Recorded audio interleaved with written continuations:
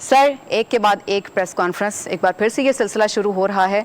क्या लगता है आपको इस मुहाज़राई में जो अदलिया और हुकूमत के दरमियान शुरू हो गई है, अंजाम क्या देख रहे हैं आप? देखिए, अदलिया और हुकूमत के दरमियान से ज़्यादा ये अफराद और उनके दरमियान लगती है। अगर ये हुकूमत के साथ होती तो हुकूमत जो है वो जैसे पहले पार्लियामेंट के ज़रिए बोलती थी तो पार्लियामेंट के ज़रिए बोलती, लेकिन इसमें उन अफराद ने जो कि मेंबरान पार्लियामेंट हैं उन्होंने प्रेस कॉन्फ्रेंस पे इत्तफाक किया है।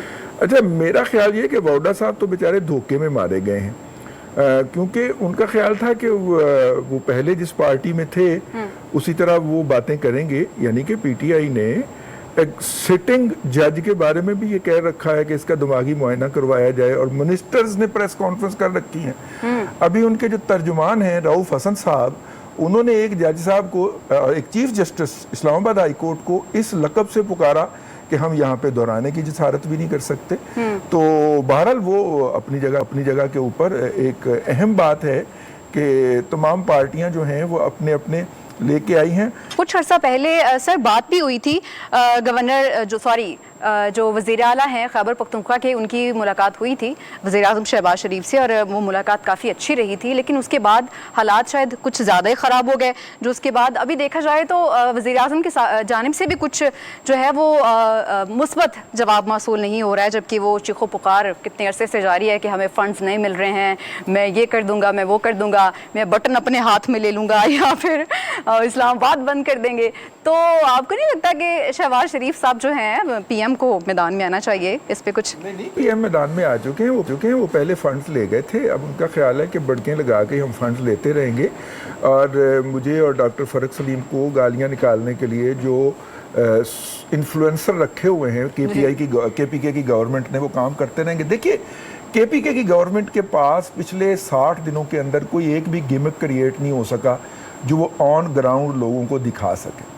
मतलब पहला उनके पास परफॉर्मेंस का मौका था गंदम खरीदने का, वो भी उन्होंने पंजाब से खरीदनी है, और महकमा खुराक पंजाब के जरिए खरीदनी है, बराह रास्त नहीं खरीदती केपी गवर्नमेंट। हर साल वो महकमा खुराक पंजाब को रिक्वेस्ट करते हैं, और 2 साल पहले तक इसीलिए आज़मा बुखारी साहब ये कह रही थी कि ये कोई एहसान नहीं कर रहे हैं, ये पहले भी खरीदते हैं। 2 साल पहले तक तो ये था कि वो रखी भी पंजाब के ही गोडाउन्स के अंदर जाती थी। ये 2 साल पहले जब इनकी हुकूमत थी तो इन्होंने वो उठवा दी थी, और माशाल्लाह वो परली तरफ स्मगल भी हो गई थी। तो इसलिए, लेकिन वफाक के मामला इतने नाजुक होते हैं, जब सूबा कोई मुल्क वफाक पे कायम हो तो मुख्तलिफ रियासतों के आपस में होते हैं, लेकिन उसको पब्लिक में लेके आना बहरहाल अच्छा नहीं होता। मैं इसका हामी नहीं हूँ।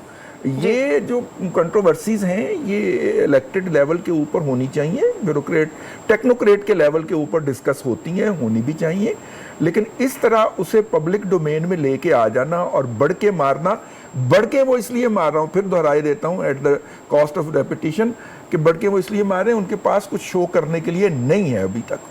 मुझे लगता है उनको फंड्स पूरे नहीं मिलते। मुझे क्या लगता है, उन्होंने खुद कहा है कि इतने फंड्स हमें देने थे लेकिन इतने हमें कम दिए गए हैं।